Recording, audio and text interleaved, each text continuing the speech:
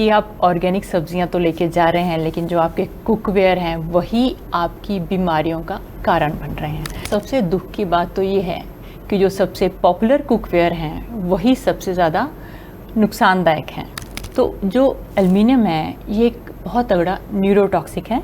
जितनी भी nervous system की डिजीज़ हैं, जैसे कि अल्जाइमर हो गई, पार्किंसंस हो गई, उसका जिम्मेदार एल्युमिनियम है। इसकी टॉक्सिसिटी बहुत ही ख़राब है। तो एल्युमिनियम के बर्तन भी हम लोगों को यूज़ नहीं करने चाहिए।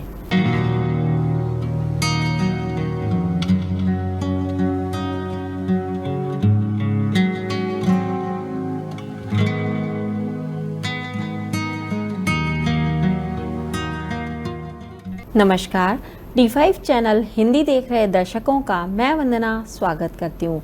आज एक बार फिर हमारे स्टूडियो में मौजूद हैं डॉक्टर अमर सिंह आज़ाद की पुत्री डॉक्टर अनुपम दीप आज़ाद। डॉक्टर अनुपम दीप, आपका बहुत बहुत स्वागत है हमारे इस प्रोग्राम में। नमस्कार वंदना जी, सभी देखने वाले दर्शकों को मेरी नमस्कार। हम आज बात करेंगे अपनी सेहत को अच्छा रखने में किन चीज़ों का बहुत ज़्यादा योगदान होता है इस पर। वैसे तो हम जो खाना खाते हैं उसके बारे में हम लोग बात कर लेते हैं, लेकिन बर्तनों के बारे में बात बहुत कम लोग करते हैं।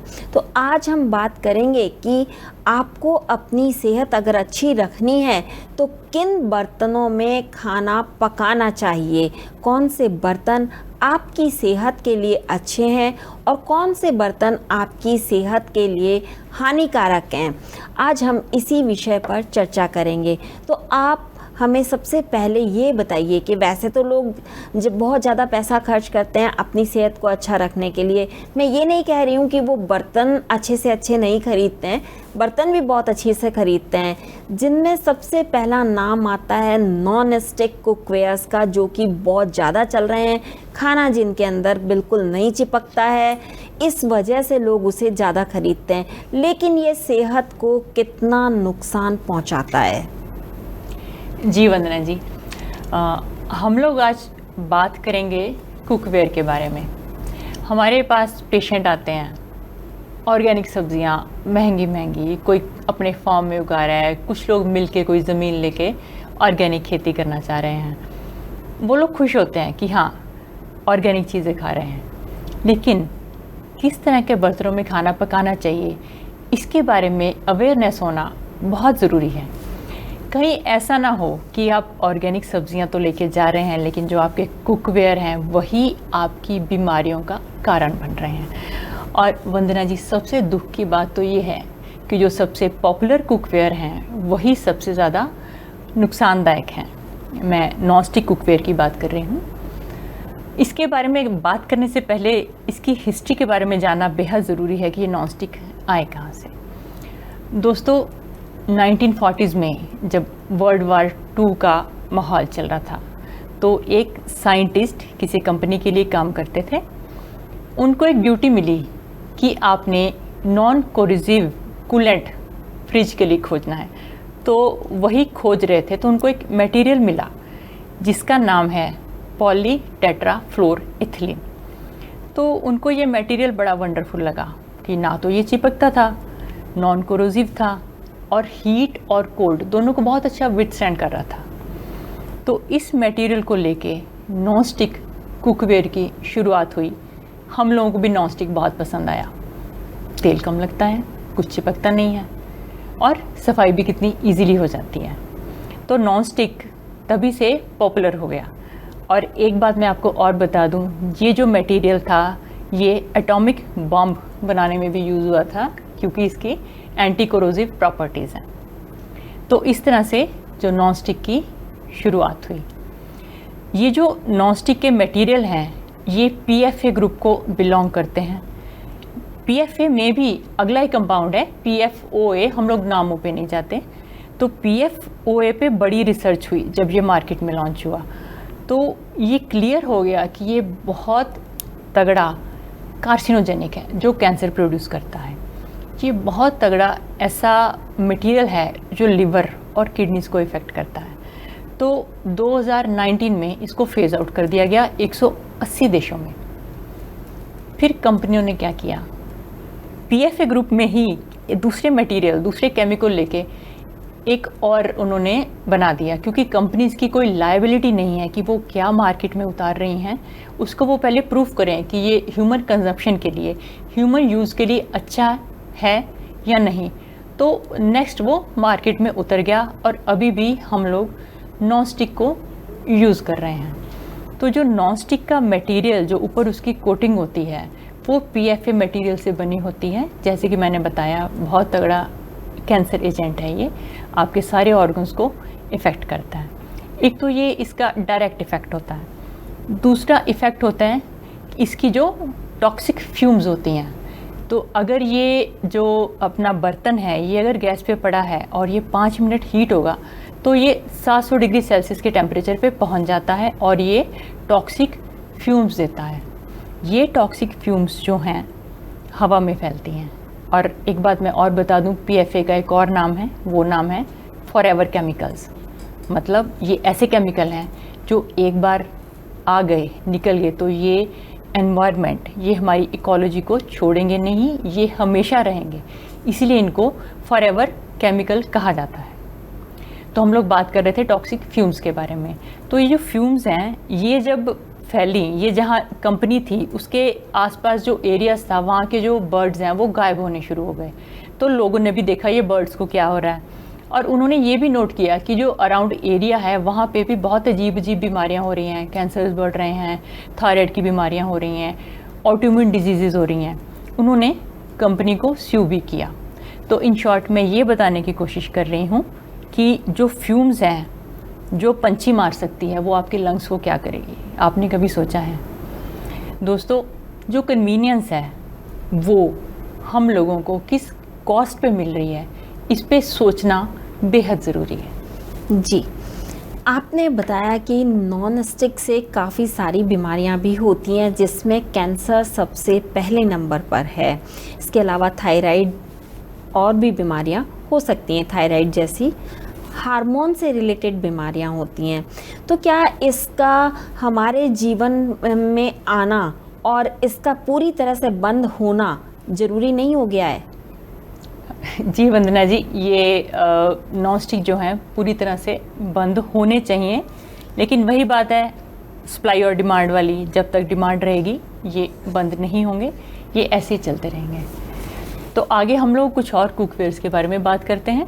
एल्युमिनियम कुकवेयर्स, वो भी मार्केट में है, हम लोग घर में भी यूज़ करते हैं। तो ठीक है, हल्के हैं, अच्छे हीट कंडक्ट करते हैं, लेकिन उनका नुकसान है कि ये जो एसिडिक चीज़ों से और हीट से रिएक्ट करते हैं, और जो एल्युमिनियम है हमारी बॉडी में लीच होता है। लीच मतलब कि जैसे वो फूड में आएगा, फूड से हमारी बॉडी में आ जाएगा। तो जो एल्युमिनियम है ये एक बहुत तगड़ा न्यूरोटॉक्सिक है। जितनी भी नर्वस सिस्टम की डिजीज़ हैं, जैसे कि अल्जाइमर हो गई, पार्किंसंस हो गई, उसका जिम्मेदार एल्युमिनियम है। इसकी टॉक्सिसिटी बहुत ही ख़राब है। तो एल्युमिनियम के बर्तन भी हम लोगों को यूज़ नहीं करने चाहिए। अक्सर कहा जाता है कि एल्युमिनियम के बर्तनों में दूध गर्म नहीं करना चाहिए, तो क्या उसके पीछे भी यही वजह है? जी हाँ, एल्युमिनियम जो है वो हमारे सारे फूड में लीच होगा, मतलब निकल के जो भी उसमें फूड होगा उसमें आ जाएगा और उसको हम लोग पी लेंगे या खा लेंगे। तो ये नहीं करना चाहिए, ये गलत है। मतलब शरीर को कहीं ना कहीं नुकसान पहुंचेगा, किसी न किसी बीमारी का जन्म जरूर होगा। जी। अगर ये कहा जाए कि आजकल तो बाज़ार के अंदर या फिर यूँ कहें कि घर के अंदर ही हम देखें तो सभी के घरों में कढ़ाई होती है, वो एल्युमिनियम की होती है, कई बर्तन होते हैं, पतीले होते हैं, वो एल्युमिनियम के होते हैं। तो क्या उन सबको बिल्कुल काम में नहीं लेना है? अगर नहीं लेना है तो हम ऐसे कौन से बर्तन हैं जिनको हम काम में ले सकते हैं? जी वंदना जी, एल्युमिनियम के बर्तन पूरी तरह से बैन होने चाहिए। अगली बात हम लोग करते हैं कॉपर के बर्तनों की। कॉपर जो है उसको भी ठीक कह सकते हैं, लेकिन कॉपर जो है वो भी हमारी बॉडी में लीच करता है, हमारे फूड में आता है। तो कॉपर टॉक्सिसिटी उतनी ही बुरी है। और अगर हम लोग लो क्वालिटी का यूज़ करेंगे तो उसमें निकल मिला होता है। दोनों ही हैवी मेटल्स हैं। हैवी मेटल जो हैं वो ऑटिज़म को जन्म देती हैं। और ये जिन भी मैं मटेरियल्स की बात कर रही हूँ, जितने भी मटेरियल शुरू होके इन सबको हार्मोन डिसरप्टर्स बोलते हैं। ये हमारे बॉडी के सारे हार्मोन्स को उगड़म दुगड़म कह दो आप टिपिकल पंजाबी में, या उनको टोटली डिस्टर्ब कर देते हैं। मतलब कोई बीमारी बचेगी नहीं, क्योंकि हम लोगों की बॉडी में हार्मोन्स का हर जगह रोल है। जैसे रिप्रोडक्टिव सिस्टम है, आजकल स्पर्म्स काउंट कम हो रहा है, एग्स नहीं बन रहे, इनफर्टिलिटी बढ़ रही है, पीसीओडी कितनी ज़्यादा हो रही है। तो इसकी जो जड़ है एक तो हमारे घर में ही पड़ी है, जिसको हम लोग बड़ी इजीली हैंडल कर सकते हैं। सो कॉपर के बर्तन भी एक बिग नो नो है। उसके बाद बर्तन आते हैं कास्ट आयरन के। कास्ट आयरन एक अलॉय है, ये पहले बहुत यूज़ होता था। तो ये जो है अच्छे कह सकते हैं, क्यों? क्योंकि इसमें भी लीच तो होते हैं, लेकिन आयरन लीच होता है फूड में, जिसको भाई कह दें कि खून की कमी है उसके लिए तो आयरन अच्छा है। जी हाँ, कह सकते हैं। लेकिन अगर आयरन लोड भी ज़्यादा होगा तो बॉडी के लिए बहुत टॉक्सिक है। वो बॉडी की एजिंग को बढ़ावा देता है, आप समय से पहले ही बूढ़े दिखने लगोगे। और जो आयरन कास्ट आयरन के बर्तन हैं ये हैवी होते हैं और इनकी मेंटेनेंस जो है वो बहुत मुश्किल होती है। तो इनको भी यूज़ नहीं करना चाहिए, क्योंकि हमारे पास और भी ऑप्शंस हैं। तो फिर यूज़ किन बर्तनों को करना चाहिए? क्या स्टील ठीक होता है? क्योंकि हम लोग देखते हैं कि हम प्रतिदिन का जो भी कामकाज करते हैं अधिकतर स्टील के बर्तनों में करते हैं, तो क्या उनको यूज़ करना ठीक है? जी हाँ, अगर जो हम लोगों ने बर्तनों की भी बात करी है उनसे कंपेयर करें तो स्टील काफ़ी ठीक है।